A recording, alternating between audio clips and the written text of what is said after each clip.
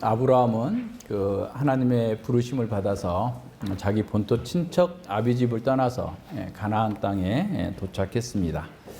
그게 우리는 그냥 쉽게 생각하지만 굉장히 어려운 일입니다. 그러니까 당시로서는 그 가족들의 울타리가 자기의 생명과 안전을 보호해주는 그런 울타리인데 그걸 다 내려놓고 하나님께서 지시할 땅으로 가라, 보이지 않는 곳으로 가라라고 하는 것은 굉장히 어려운 겁니다. 근데 그것뿐만이 아니에요. 사실은 그냥 장소의 이동을 얘기하는 게 아니라 인간적이고 육신적인 삶, 자연적인 삶에서 초자연적인 삶으로 부르심이에요. 그러니까 눈에 보이는 것을 따르는 삶에서 눈에 보이지 않는 하나님께서 말씀하시는 것을 따라 살도록 부르심이에요. 그래서 하나님의 부르심은 굉장히 혹독한 겁니다. 그러니까 쉬운 일이 아니에요. 그러니까 인간 스스로는 할 수 없는 일이에요. 그래서 우리가 창세기 공부할 때 얘기한 것처럼 서버 더 타이, 모든 인간적인 그런 연결의 끈을 끊고 오직 하나님만을 붙들고 나아가야 되는 이런 상태의 부르심이죠. 그래서 그런 부르심을 받은 사람은 그냥 이렇게 하나님의 초자연적 은혜가 없이는 그렇게 못하는 거예요. 그러니까 그게 은혜가 없으면 부르심을 받긴 받았는데 여전히 세상의 방식을 따라 살고 있는 경우가 있는 거죠. 그러니까 단호한 어떤 초자연적인 은혜의 역사가 있지 않으면 이게 안 되는 거예요. 그래서 그것은 하나님께서 우리에게 허락하신 아주 큰 은혜 가운데 하나입니다. 그래서 어떤 면에서 아브라함에게 하나님께서 이렇게 부르셨다라고 하는 것은 굉장히 가혹한, 혹독한 명령이었다. 근데 그럼에도 불구하고 아브라함은 하나님의 부르심을 따라서 나왔죠. 그래서 창세기 12장 1절로 3절에서 그에게 자손을 주겠다. 땅을 주겠다. 그리고 그 씨로 말미암아 천하 만민이 복을 얻게 하실 거다. 그리고 아브라함 중심으로 세상 역사를 진행하실 것이다. 라고 그 약속을 주셨어요.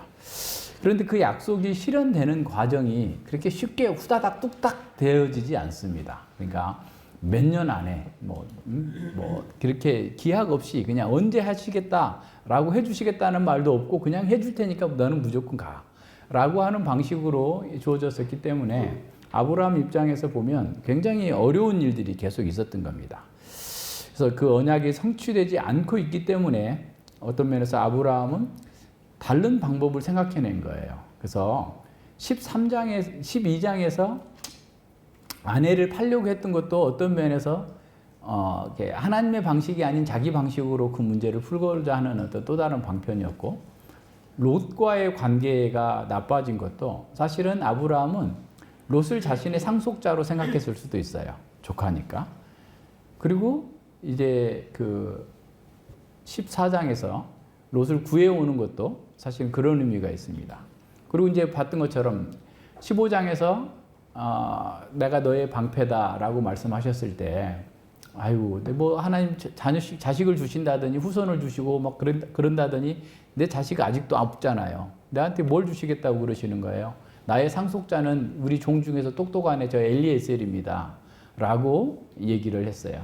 그런데 하나님께서는 아니다. 내가 너와 내 아내 사라의 몸을 통해서 자녀를 주겠다라고 했을 때 그 약속을 믿었더니 의롭다 여겨주셨다라고 나오죠. 자, 그러면 그래서 이제 아브라함 언약을 우리가 한번 잘 생각해 봐야 돼. 아브라함의 서사를 우리는 기억하고 있어야 돼요. 가장 중요하니까. 그래서 창세기가 중요한 거예요. 12장에서 부르심을 받았죠. 13장에서 롯과의 관계가 문제가 됐죠. 그리고 14장에서 롯을 구해오고, 지나갔고, 또 이제 그리고 15장에서 이제 어떻게 보면 12장에서 구두로 주셨던 그 언약이 15장에서는 이제 짐승을 쪼갠 사이로 지나가는 것을 통해서 언약이 어떻게 보면 제의로서 나타나는 거예요.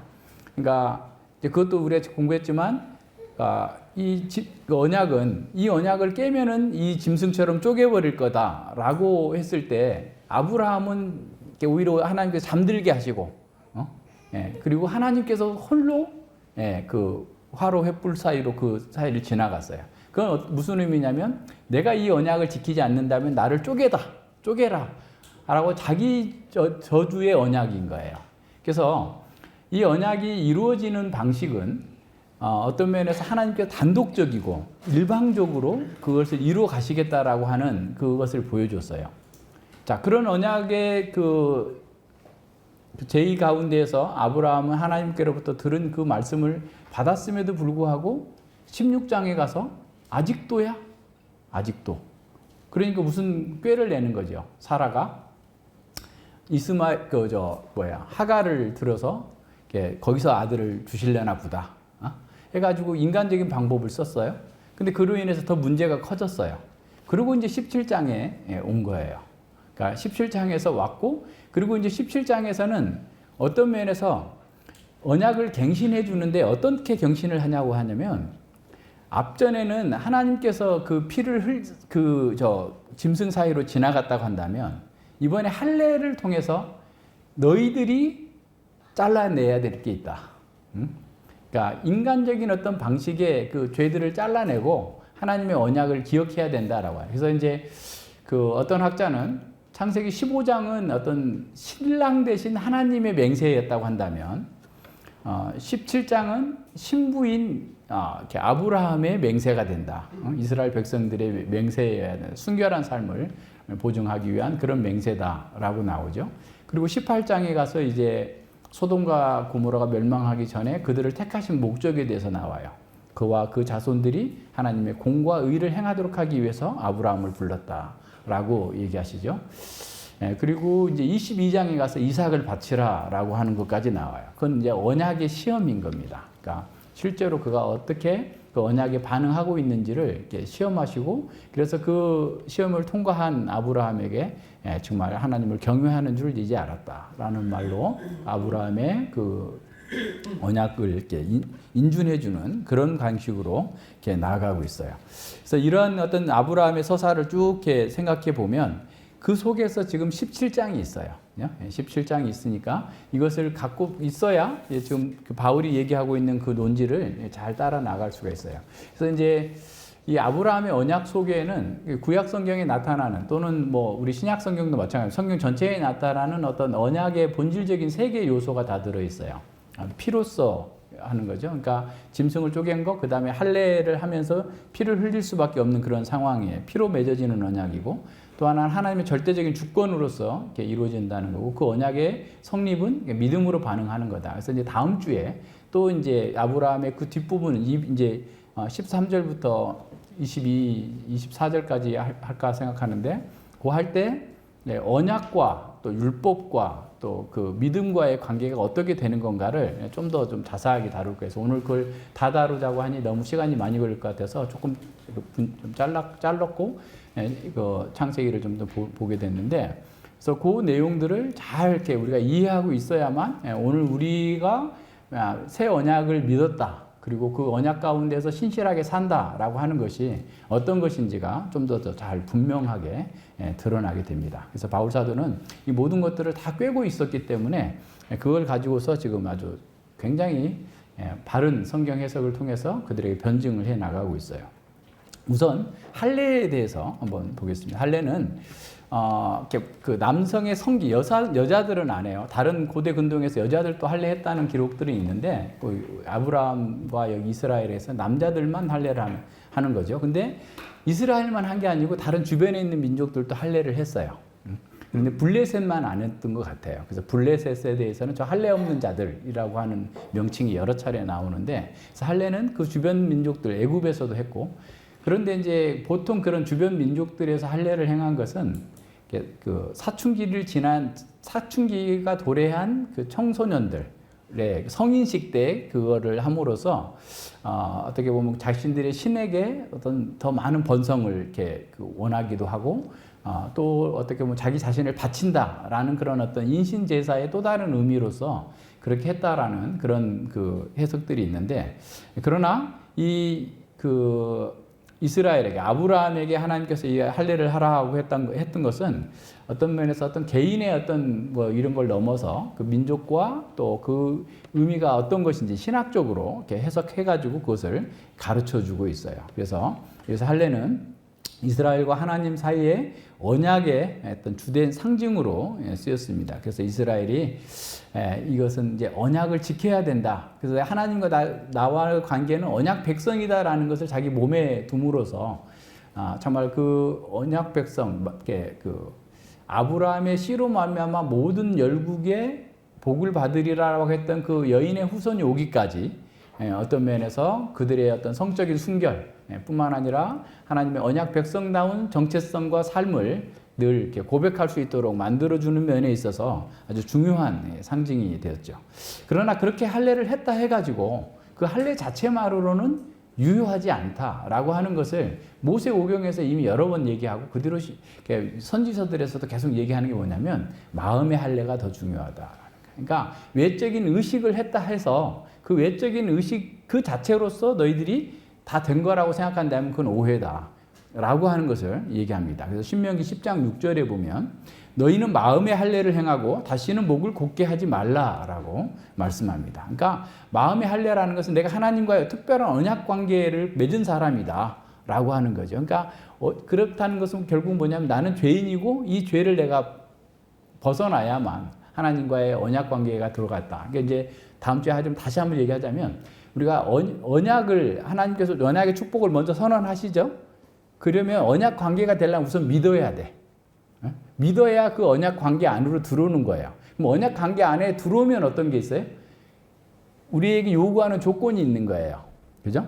그 조건은 그 뒤로 시작되는 거야. 그러니까 믿음은 값없이 은혜로 주어져서 믿으면 의로 여겨주시는데 의로 여김을 받은 사람은 그 다음 단계에 언약의 요구에 순응해야 될 의무가 있단 말이에요.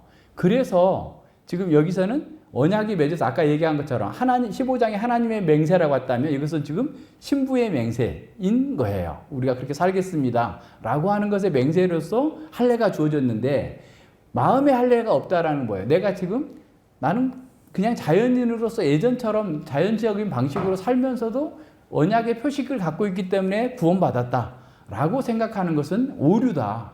그래서 너희들의 마음의 할례를 받지 아니하면 외적인 형식이 아무리 가지고 있다 할지라도 안 된다라고 하는 것을 보여주고 있는 겁니다. 그래서 할례의 목적은 하나님께 너희들을 언약 백성으로 구별해 놓았다. 따라서 너희들은 예전의 삶의 방식이 아니라 하나님을 의지하고 하나님의 능력 가운데에서 살고자 해야 된다라는 것을 보여주는 거예요. 그래서 너희의 삶의 목표가 단지 이 땅에서 잘 먹고 잘 사는 것이 아니라 하나님 나라의 그 거룩한 목적을 잘 이루어서 정말 거룩한 제사장 나라가 되고 하나님 나라를 증거하고 나타내는 삶을 살기 위해서 너희의 존재의 목적이 있다라고 하는 사실을 인정하면서 살아가는 것이 마음의 할례를 받은 거예요. 그러니까 그런 의식이 전혀 없이 그냥 여기 땅에서 잘 먹고 잘 사는 기복주의나 등등의 자기의 어떤 그 욕망을 추구하기 위해서 할례를 행하고서도 계속해서 자기 방식대로 산다면 그것은 목이 곧고 부정한 자다라고 하는 사실을 보여주는 거죠.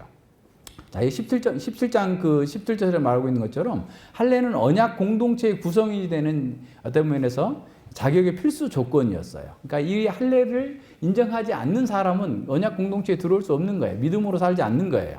그죠? 그리고 그 창세기 34장에 무슨 사건이 나오죠? 디나 사건으로 말미암아 세겜 사람들을 다 죽여버리잖아요. 그럴 때 할례를 요구하잖아요. 세겜 사람들한테 그 유다와 그 레위가 그걸 이렇게 요구하는데 시므온가. 근데 그것을 왜 요구하냐면 우리는 같은 정체성을 가진 거다라고 하는 거고 서로 어떻게 보면 상호 헌신하겠다고 하는 충성의 맹세일 수도 있는 거예요.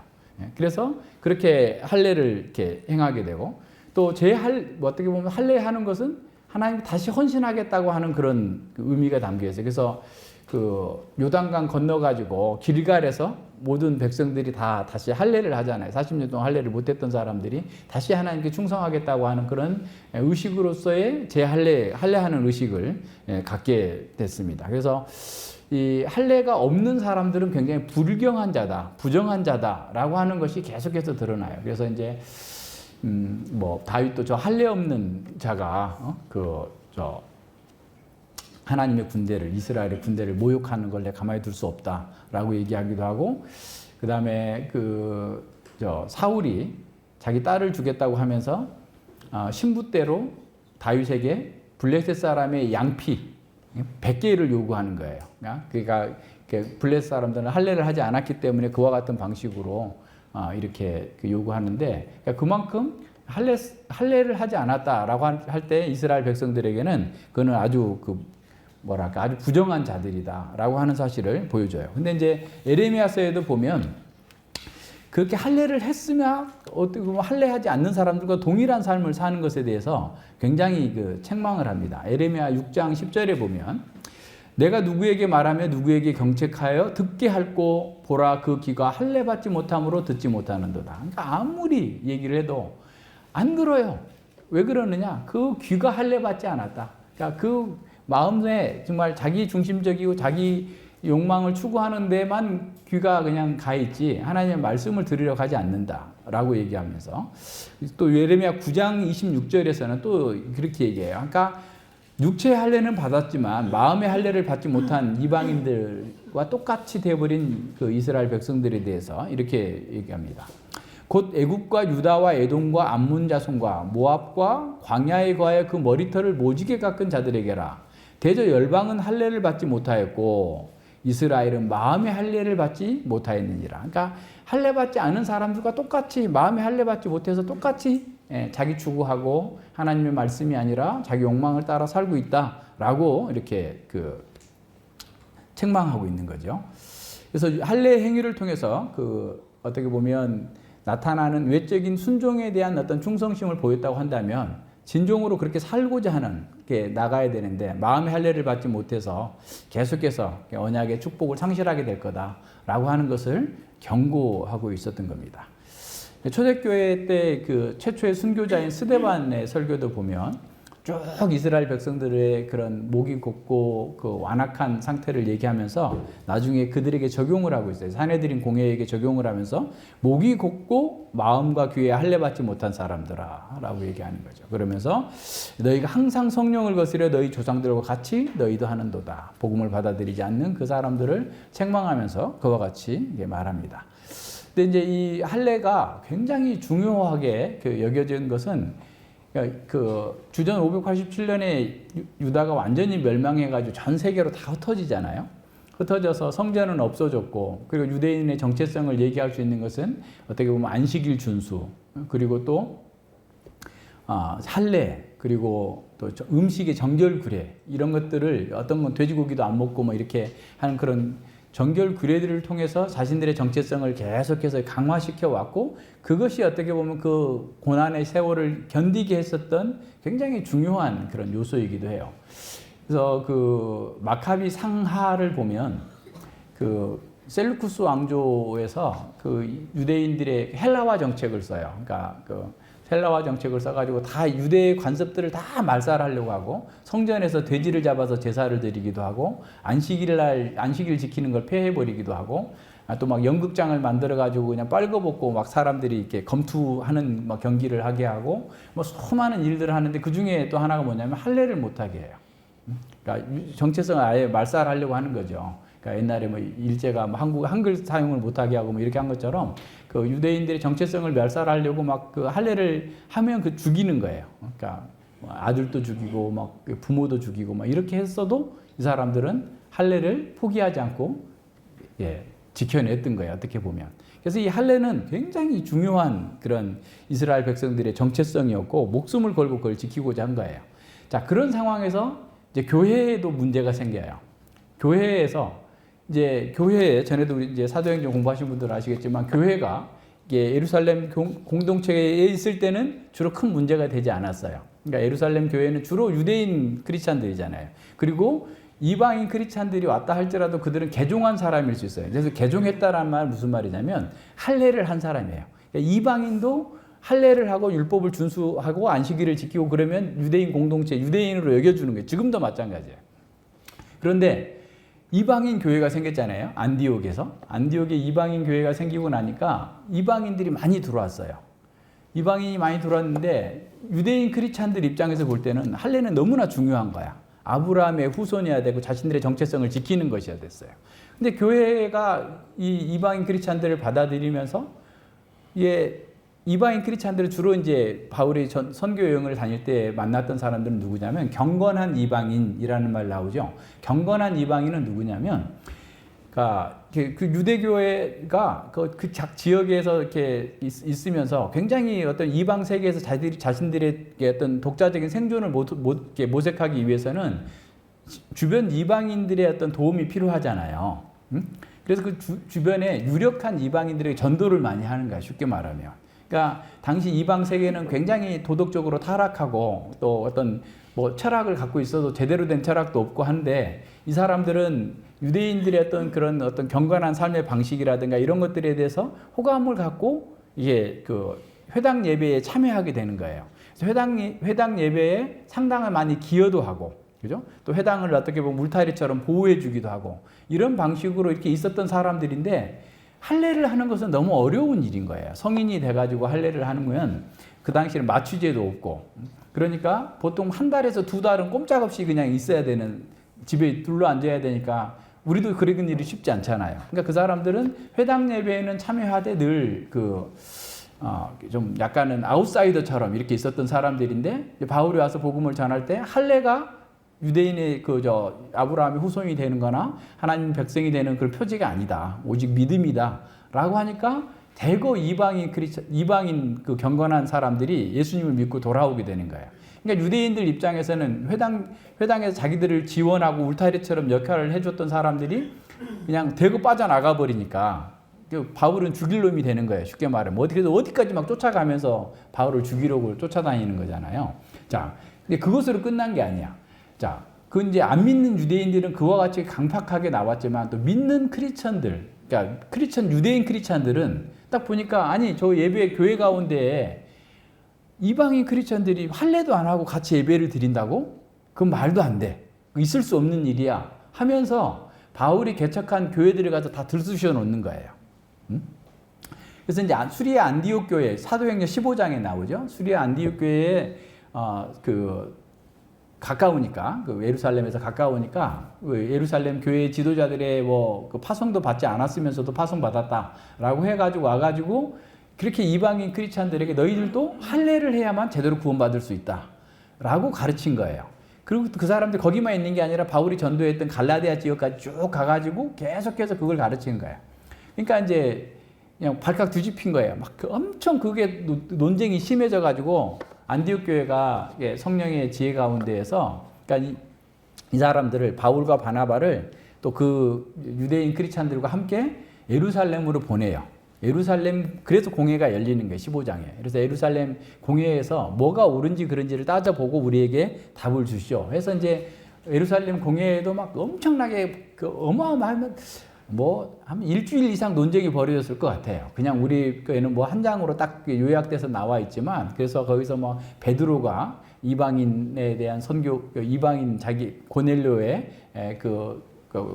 구원받는 10장의 사건, 그리고 사실 그것도 굉장히 어려웠던 것도 그거예요. 그러니까 10장, 11장에서 나오는, 사도행전 10장, 11장에서 나오는 것도 고넬료가 이방인인데, 로마 백부장인데, 거기 가서 베드로가 가서 같이 밥 먹고 그들과 함께 교제했다. 이건 있을 수 없는 일이다. 라고 하면서 예루살렘 교회가 또 발칵 뒤집힌 거예요. 그랬을 때 11장에서 그것이 그럴 수밖에 없었던 것. 하나님께서 깨끗하게 한 것을 내가 더럽다고 하지 말라고 계속해서 하늘에서 계시가 3번씩이나 내려왔고 그랬는데, 그걸 내가 어떻게 거부하느냐 하면서 쭉 11장에서 설명을 해줘요. 그러면서 그들 또한 우리가 믿을 때처럼 성령의 은사를 받았다. 그러니 내가 누구라고 그들을 하나님의 백성이라고 치지 않겠느냐라고 얘기하고, 그 다음에 이제 바울과 바나바가 그동안에 1차 선교 여행 속에서 있었던 이방인들의 구원과 또 이런 것들을 쭉 설명하고 난 후에 야고보가, 당시 예루살렘 교회의 지도자 격이었던 예수님의 육신의 동생이었던 그 야고보가 딱 정리를 합니다. 그래서 이방인들에게 더 이상 할례를 부과하지 마라. 대신에 이방인들은 음식 규례를 좀 지키도록 하게 하라. 그러니까 지키라는 것은 반드시 지키라는 말이 아니라 교제를 위해서.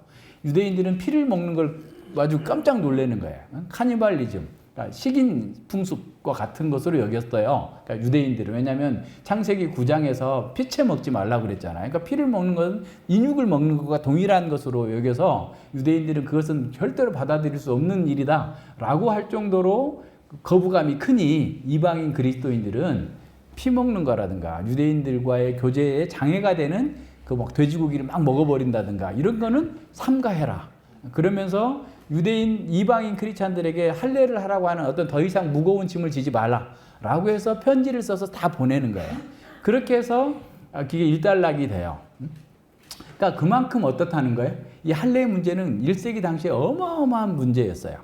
그러니까 그것 때문에 지금 더군다나 지금 이게 그때가 AD 49년쯤이거든요. 그러니까 그때 갈라디아서도 보내고 또 그 예루살렘 공회가 그 이루어졌던 때가 AD 49년쯤이고 지금 이 그 로마서를 써서 보낼 때는 AD 57년쯤이에요.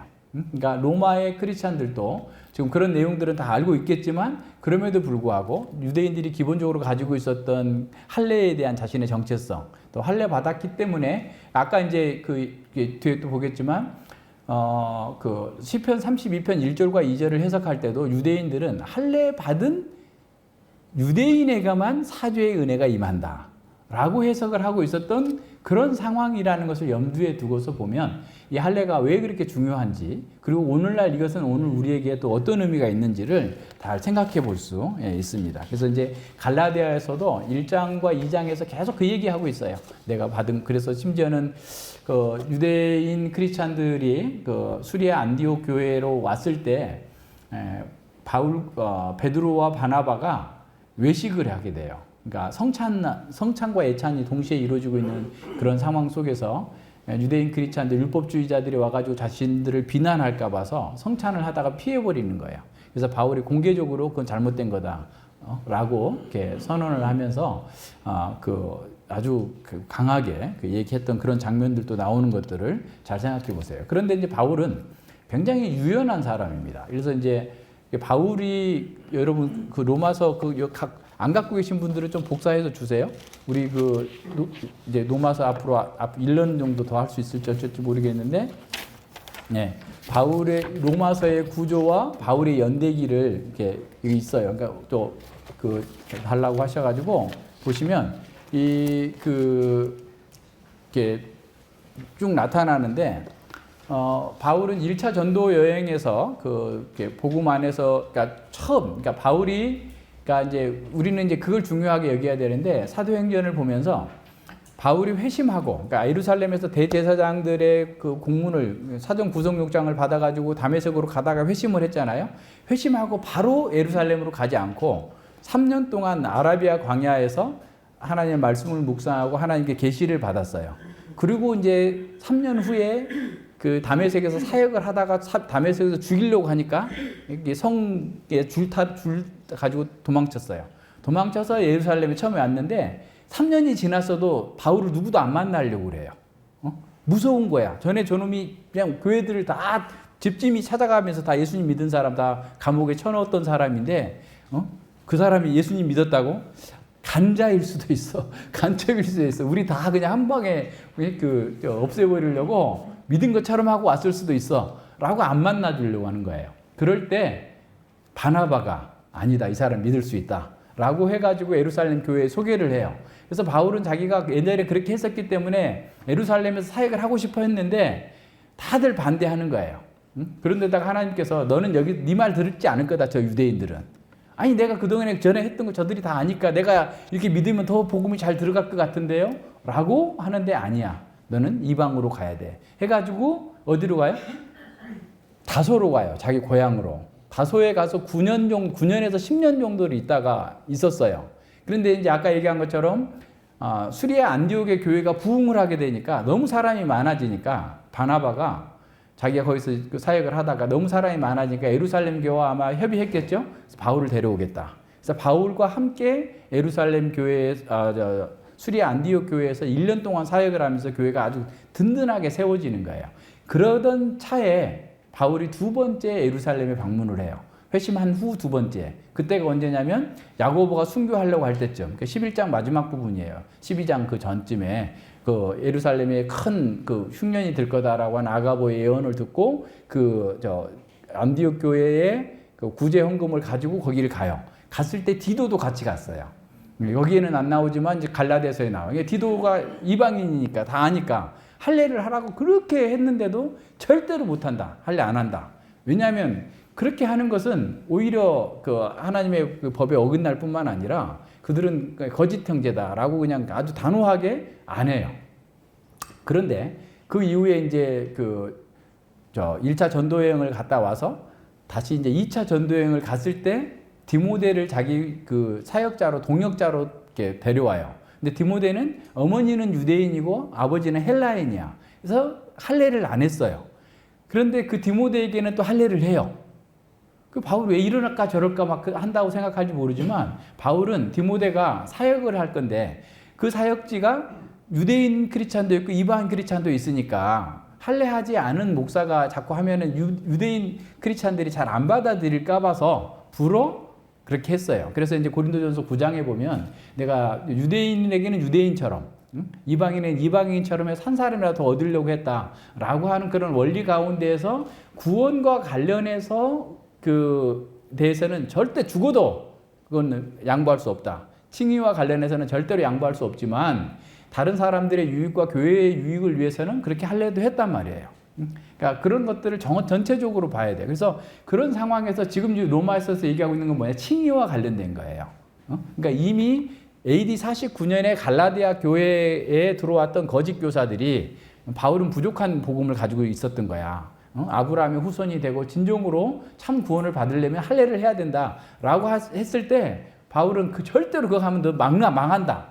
너도 망하고 나도 망하고 아무것도 안 된다라고 하면서 이제 그 5장에 가서는 오히려 그놈들을 잘라버려라. 너희가 양피를 째서 잘라버리는 것처럼 그 사람들, 거짓 교사들을 잘라내버려라 라고 할 정도로 아주 단호하게 얘기를 합니다. 그래서 갈라디아 교회의 주된 논쟁은 할례 문제예요. 칭의에 있어서 율법을 지켜야 되냐 말아야 되냐 그 내용이에요. 그래서 이제 다음 시간과도 그것이 연결이 되니까 우선 그 정도 이렇게 보시고 이렇게 보면 돼요. 그래서 이제 로마서 본문에 이제 다시 돌아오는 이제 로마서 본문에 보면 4장 1절에서 하나님께서 뭐라고 하셨어요? 그 바울이 뭐라고 그랬어요? 우리 조상된 아브라함이 육신으로 무엇을 얻었느냐? 라고 얘기를 하죠. 근데 아무것도 없었다라는 거죠. 그러니까 육신의 행함으로써 자기가 뭔가를 의로움을 얻었다고 한다면 그는 자랑할 것이 있으려니와 전혀 자랑할 것이 없다. 근데 일한 것이 없는 자에게 일한 것으로 여겨주고 그 은혜를 베푸신 그 하나님의 은혜를 생각하면서 얘기하는 거죠. 그러니까 경건치 않는 자에게 하나님께서 의롭다 하시고 하나님의 영광 가운데 받아주셨다라고 하는 것을 선언했고 다윗도 그렇게 얘기했다라고 하는 것을 선언했죠. 그리고 이제 9절과 12절에서는 이 세 번의 질문과 답변을 통해서 그 하나님을 믿는 믿음을 의로 여기셨다라고 하는 그것이 어떻게 그런 것인지에 대해서 아주 초점을 맞춰가지고 명확하게 얘기해요. 그래서 보세요. 질문이 거기 나오죠. 이 행복이 그런즉 이 행복이 할례자에게뇨 무할례자에게뇨라고 나왔죠. 그리고 또 이 10절에 그런즉 이를 어떻게 여기셨느뇨 할례시냐 무할례시냐라고 얘기하면 질문하면서 그 답을 하나하나 펼쳐 나가는데 사실은 뭐 단순해요. 이 내용은 그러니까 할례로 말미암아서 그가 의롭게 된 것이 아니고 하나님의 은혜로 됐다. 근데 그것도 지난번에 얘기했던 것처럼 성경 해석의 중심으로 그 연대기적인 기준. 그러니까 적어도 그 창세기 15장과 17장의 사이는 적어도 14년의 시간이 지난 거잖아요. 이해가 돼요? 그러니까 어떤 뭐 사람들은 그 29년까지도 뭐 얘기하기도 하는데 어쨌든 14년의 시간이 지나서 최소로 잡았을 때, 그죠? 왜냐하면 이스마엘이 그 13세에 그 할례를 받았으니까 적어도 14년은 지난 후였기 때문에 그렇다라는 거죠. 그래서 이제 그 여기서 얘기하고자 하는 건 뭐냐면 아브라함이 어떤 종교적인 은하 칭찬할 만한 행위가 전혀 없었고 아브라함 하나님을 믿었다. 그 사실만이 거기에서 나타난다.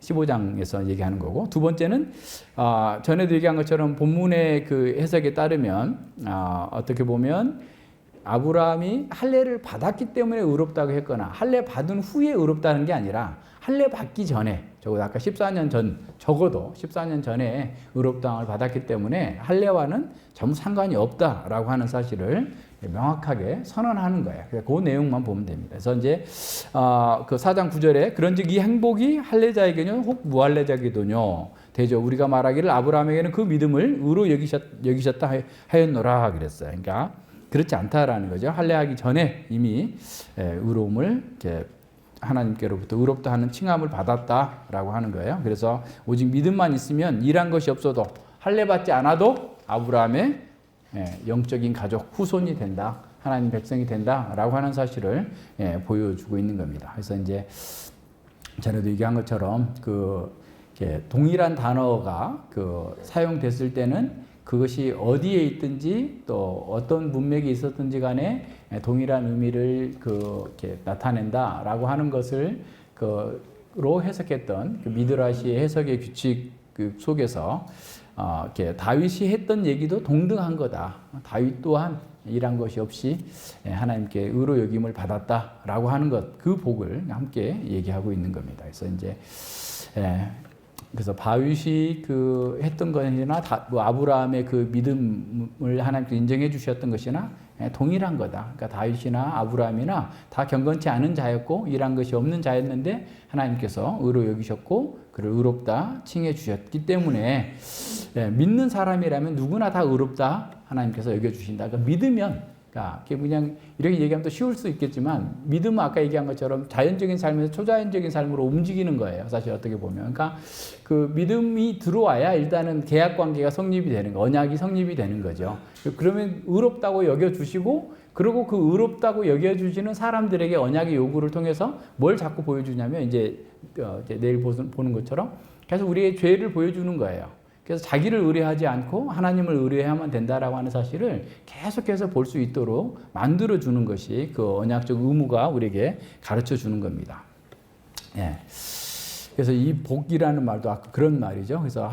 그래서 이 전에 아까 얘기한 것처럼 유대교에서는 이 다윗이 노래한 이 시편에 노래한 이 사제의 복은 할례 받은 유대인들에게만 유효하다라고 주장했는데 바울은 전혀 그렇지 않다라고 선언하고 있는 겁니다. 그리고 이제 11절과 12절에 보면 그 할례의 의식은 하나님이 아브라함 자손에게 하신 그 언약을 계속해서 지속적으로 상기시키는 그것에 의미가 있다라는 사실을 생각해야 돼요. 그래서 이제 유대인들은 난지 8일 만에 그렇게 생후 8일 만에 할례를 했어요. 그러니까 그 아이들이 그렇게 어린데도 해야 되느냐라고 하는데 근데 그렇게 하는 것이 하나님의 뜻이었고 그렇게 왜 그랬는지는 우리는 알 수 없어요. 그냥 그렇게 하라고 하는 거예요. 예수님도 태어난 지 8일 만에 할례를 했어요.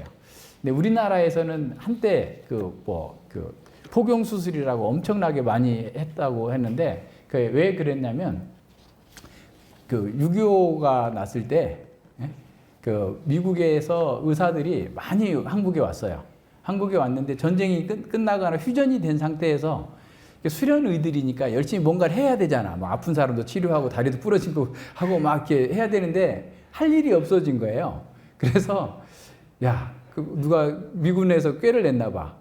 군인들한테 포경 수술하면 정력에도 좋고 깨끗하다. 해가지고 다 그냥 휴전 속에 있는 모든 병사들이 다 이렇게 돌아가면서 그랬다는 거예요. 그래서 굳이 안 해도 될 걸 다 했다. 우리나라의 얘기, 어떤 역사가가 그 얘기를 하는데, 재밌죠. 근데 어쨌든, 그것이 유성적이 어쩌고 그 상관없고, 우리는 지금 하나님께서 언약하신 그 언약에 대한 어떻게 보면 표징으로서, 인으로서 그것을 행했다라고 하는 사실을 기억해야 됩니다. 그래서 모든 면에서, 그들이 가지고 있었던 그런 가시적인 어떤 할례와 또 정결 규례와 안식일 규례 그 자체가 그들의 선택된 백성이고 그래서 그들은 구원받은 사람이 당연히 된다라고 하는 것으로 여겨서는 안 된다라는 게 그래서 인쳤다라는 말은 진짜라는 사실을 보증한다라는 도장 찍었다라는 말이죠. 원본이다, 진본이다라고 하는 거예요. 그래서 이제 우리가 지난번에도 어디다가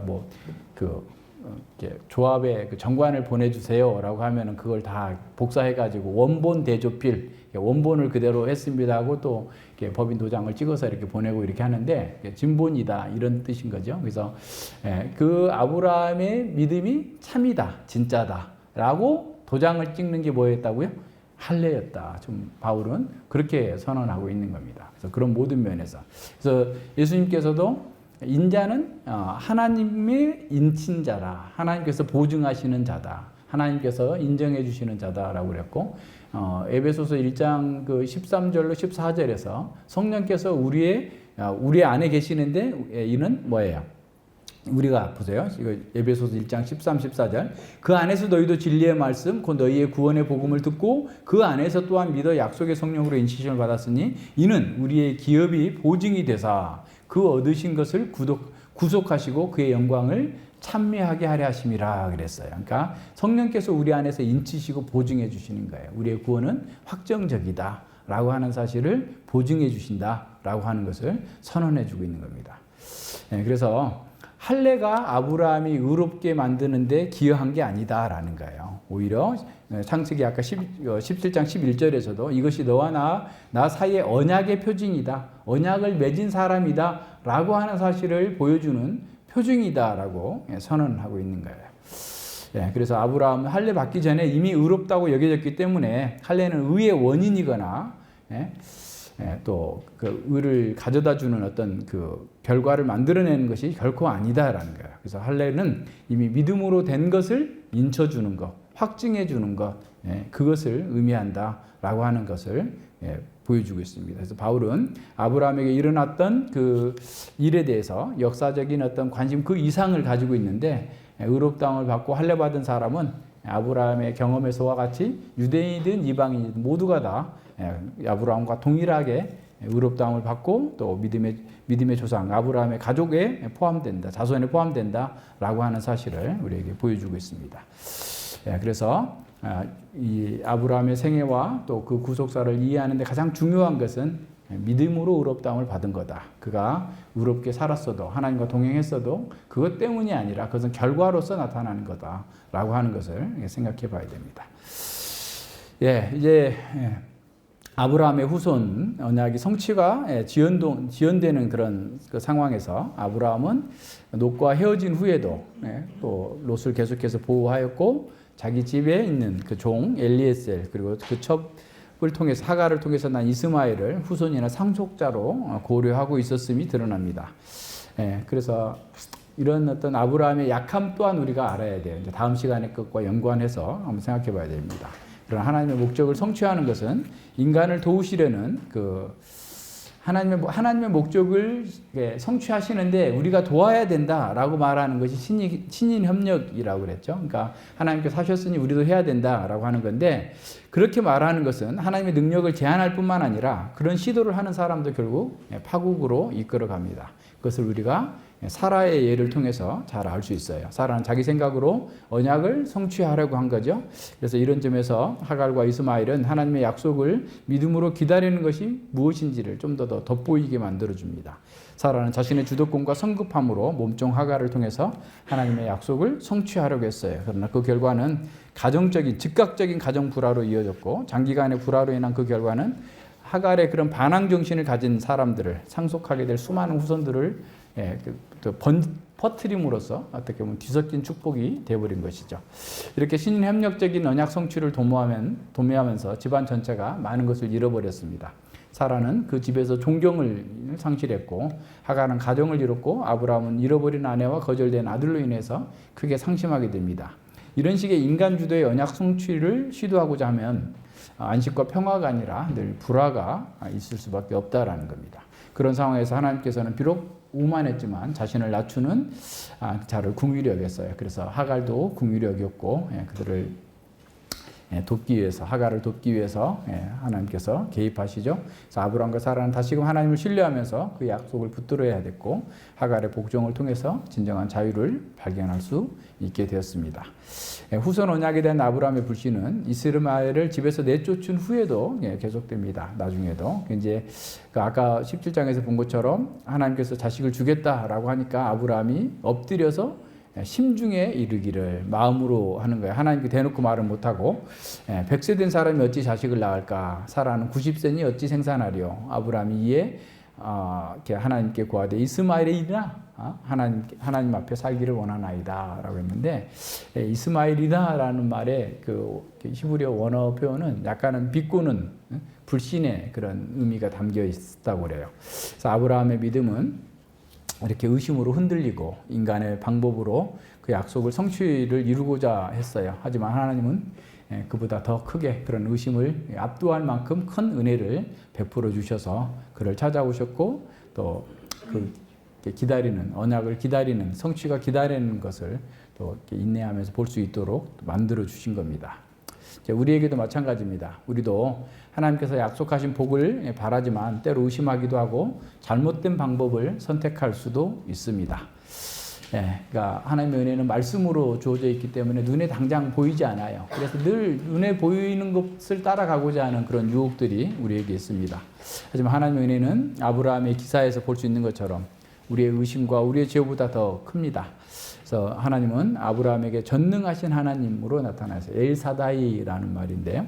우리가 끝까지 인내할 수 있는 것도 우리가 강해서 우리가 뭐 잘해서가 아니라 하나님께서 전능하신 하나님께서 우리에게 그럴 능력을 주시기 때문에 그렇습니다. 빌립보서 1장 6절에서 너희 속에서 착한 일을 시작하신 이가 그리스도 예수의 날까지 이루실 줄을 우리가 확신하노라 그랬어요. 그래도 예수님이 오실 때까지 우리도 기다려야 돼요. 그 약속의 완전한 성취를 우리는 바라보면서 살고 있어요. 빌립보 성도들에게 착한 일을 시작한 것은 바울도 아니었고 빌립보 교인들이 회개해서 자기 스스로 뭔가를 했던 것도 아니에요. 그 일을 착한 일을 시작하신 분은 바로 전능하신 하나님이셨습니다. 그 착한 일은 바울과 신자들로부터 그 자신을 추구하는 자기 영광, 자기의 자만심, 교만을 다 거두어 가는 것이었지만 이와 동시에 모든 좌절과 절망을 또 사라지게 만들었습니다. 그래서 우리가 이렇게 낮아지는 것이 우리에게 유익한 거예요. 그러니까 하나님께서는 고난을 통해서 우리를 낮추세요. 근데 고난을 통해서 우리가 낮아지는 것이 우리에게 복되기 때문에 그렇게 해주시는 거니까 오히려 그 고난을 잘 견디면서 고난이 빨리 끝나기를 바라기보다 고난 속에서 배워야 될 것을 배우게 해주시옵소서라고 기도해야 됩니다. 그뿐만 아니라 우리가 영원한 생명을 누리도록 이끄시는 방법이 바로 그거예요. 그러니까 우리의 영광을 내려놓고 우리의 교만을 내려놓고 우리의 자만심을 내려놓고 뭐 자존감이 부족하니 뭐 자신감이 부족하니 하는데 뭐 죄인에게 자신감이 넘치면 무슨 짓을 하겠어요? 그냥 대낮에 흉기 들고 돌아다니겠죠. 그게 뭐 죄인들이 무슨 자신감을 가진 그게 그 문제예요. 죄인을 높여놓으니까 그런 거예요. 지금 세상에 이렇게 악하고 흉악한 것은 사람들을 높여놨기 때문에 그렇습니다. 그래서 우리가 하나님께서 우리를 이끄시는 방법으로 하나님께서 우리 안에서 착한 일을 이루어 가실 것이기 때문에 우리는 내가 계속 믿음을 지킬 수 있을까? 중간에 넘어질까? 또 그냥 탈락해버리는 것은 아닐까? 라고 하면서 좌절하고 절망할 필요가 없다는 거예요. 우리는 우리 안에 믿음을 주시고 착한 일을 시작하신 그 하나님의 열심과 그분의 선하심이 우리를 끝까지 지켜주실 것을 믿고 담대하게 나가야 됩니다. 하나님은 그 후손의 약속이 성취될 것을 그들의 이름을 바꿔주심으로써 재확인하셨어요. 하나님께서 그들의 이름을 계명하는 것은 새로운 정체성을 부여하는 방법입니다. 그동안 아브라함은 후손 약속에 상응하지 못하는 부정한 방법들을 동원해 봤어요. 그러나 하나님은 그 약속을 지키시는 신실하신 하나님이십니다. 따라서 하나님은 아브라함에게 온전한 믿음을 요구하는 거예요. 내 앞에 행하여 완전하라 라는 말이에요. 완전하다라는 말, 온전하다라는 말인데 노아의 온전함, 또 레위기에서 정결과 부정규례에서 흠없는 이런 의미입니다. 그래서 어떻게 완전한 사람이 없는데 완전하라 하냐 이렇게 또 이렇게 반문할 수 있는데 이게 온전하다라는 의미고, 그래서 그 온전함의 원천은 아브라함에게 있는 것이 아니야. 이미 아브라함 다 실패해가지고 지금 왔잖아요. 그런 실패한 사람에게 하나님께서 온전하라라고 하시는 게 아니라 전능하신 하나님에게 있다. 엘사다이인 하나님께 있다라고 말씀하시는 겁니다. 그래서 아브라함과 사라가 흠없는 예수 그리스도를 통해서 바로 그 온전함은 성취될 겁니다. 이는 어떤 면에서 윤리적인 온전함을 넘어서 구속의 언약을 성취하시는 그것을 함축하는 그런 온전함을 말씀하고 있는 겁니다. 또 왕들이 아브라함으로부터 나올 것이다 라고 하는 약속은 진정한 왕이신 메시아 예수 그리스도를 통해서 성취되었습니다. 그래서 하나님은 그 후손의 약속이 성취될 것을 할례의 표징으로 맹세하신 겁니다. 그러니까 후손을 주시겠다. 그러니까 그 할례는 결국 그리스도의 구속으로 연결이 되는 거예요. 그래서 할례는 믿음으로 받은 의를 인친 것과 동시에 하나님의 약속과 명령에 대해서 순종하겠다고 하는 표징이어야 돼요. 그러니까 언약의 규정에 내가 바르게 따라 살겠다라고 하는 거예요. 그래서 바울이 로마서 2장 25, 29절에서 너희들이 할례를 율법을 지키면 할례가 의미가 있겠지만 율법을 지키지 않으면 할례 아무 의미 없는 거다라고 선언했던 이유 중에 하나인 겁니다. 그래서 표면적 유대인이 아니고 육신의 할례가 아니라 오직 이면적 유대인이고 할례는 마음에 할 것이고 성령에 있고 의문에 있지 아니하다라고 하면서 그 칭찬이 사람에게서가 아니라 다만 하나님에게서니라라고 선언하고 있는 겁니다. 그래서 하나님 앞에서의 온전함은 그분과 동행하는 거예요. 그분의 세계관을 따라가는 겁니다. 하나님께 가르쳐 주신 그 진리의 말씀에 따라 살아가는 거예요. 그래서 하나님과 동행하는 그 에녹과 노아와 아브라함 그리고 이삭에게 동일하게 그런 관찰이 됩니다. 따라서 할례는 하나님의 말씀에 순종해서 그와 동행하는 온전한 삶을 위한 표징이다라는. 그러니까 할례 받은 사람들은 늘 내가 언약 백성으로서 하나님 말씀에 따라 살아야 된다라고 하는 것을 매일매일 자기에게 어떻게 보면 설교했어야 되는 것이죠.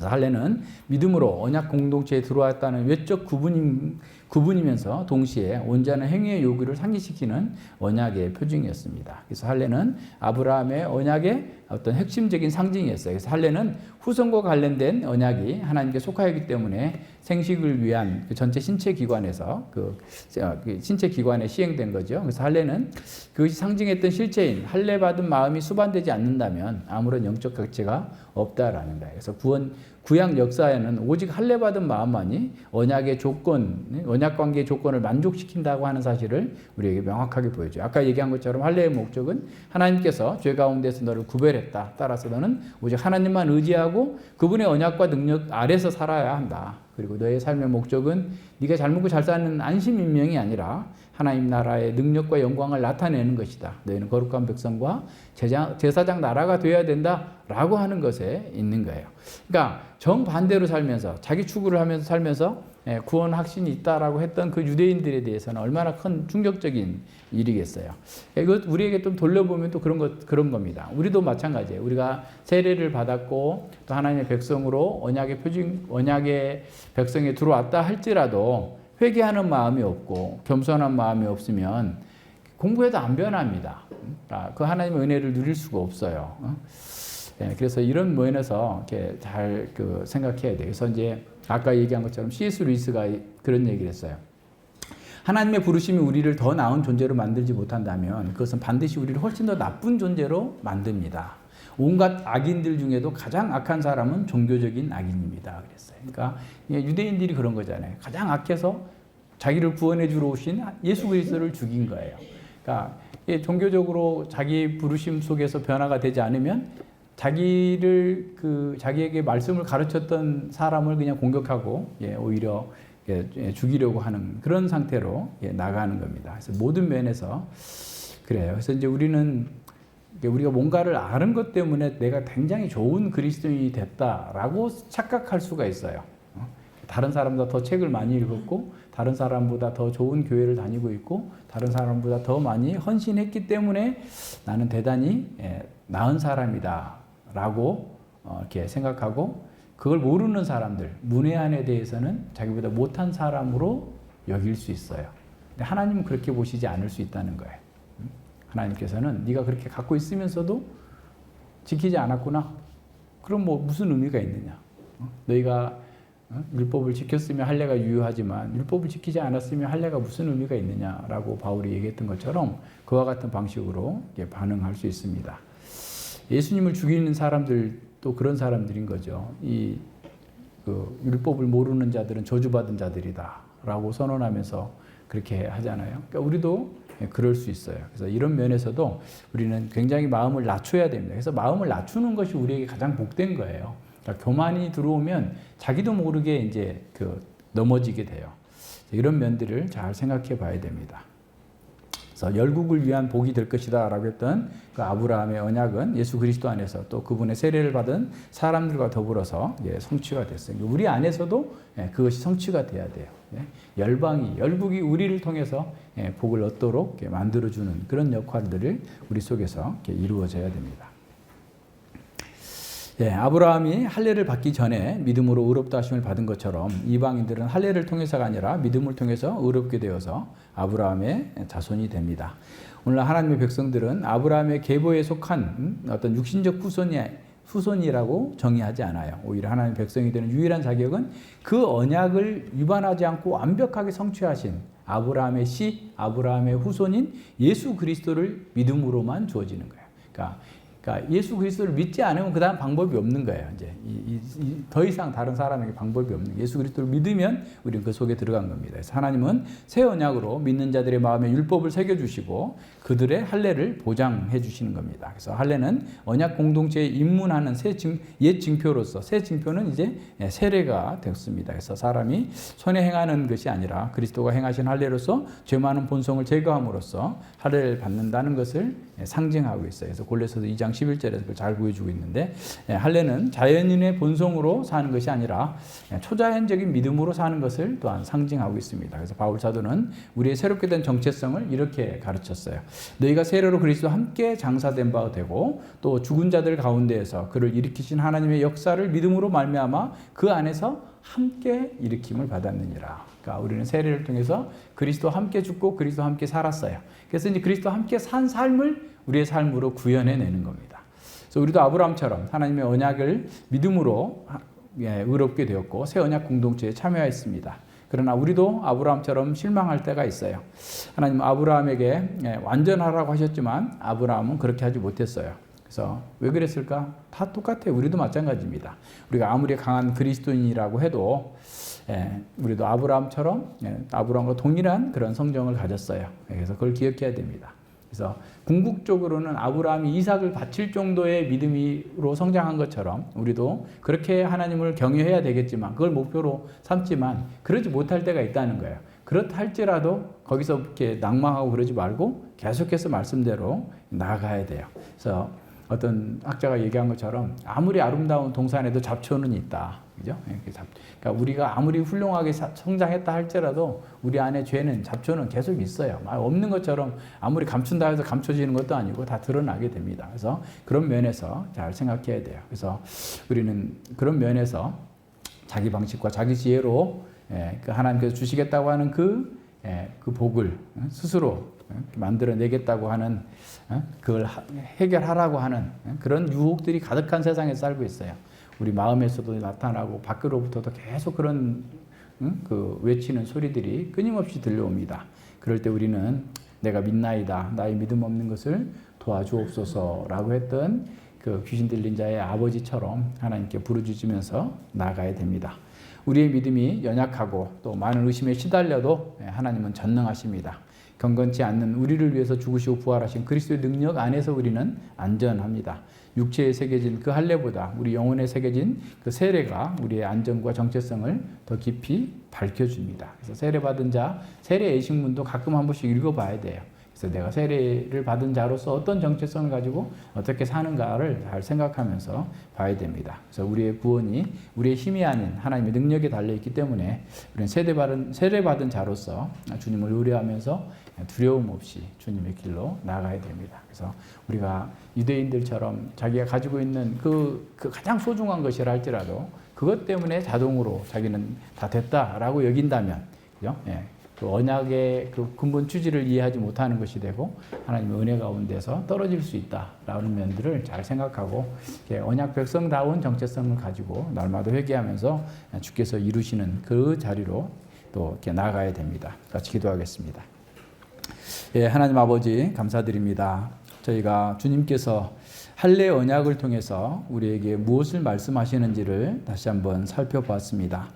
참으로 그 좋은 할례가 오히려 어떤 사람들 또 유대인들에게는 오히려 자기를 높이고 자기를 다른 사람과 구별하고 또 다른 사람들을 멸시하는 방식으로 갔습니다. 그러나 그들이 진정으로 마음의 할례를 받았다면 참으로 그 가장 가혹한 그 악인들보다도 자신도 동일한 죄인이라는 사실을 알고 하나님 앞에서 자기를 낮추고 참으로 하나님의 말씀에 순복하는 것으로 하나님의 복을 누리면서 살았을 것입니다. 오늘 우리 또한 그것을 봅니다. 하나님 예수 그리스도께서 참으로 우리 안에서 우리를 위해서 죽어주셨고 우리가 세례받은 백성으로서 하나님의 교회의 언약 공동체에 참여하고 있는 것 그 사실은 너무나 큰 특권이고 좋은 것입니다. 그러나 그것을 의지한다면 우리는 또다시 넘어질 수 있음을 기억하게 해주셔서 감사드립니다. 우리가 누구인지 우리가 무엇을 위해 존재하는지를 늘 생각하면서 날마다 회개하면서 주님의 뜻 안에서 새로운 생명의 삶으로 열매 맺는 삶으로 나아갈 수 있도록 주님 저희들을 붙들어 주시고 함께하여 주시옵소서. 감사드리오며 예수님 이름으로 기도드립니다. 아멘.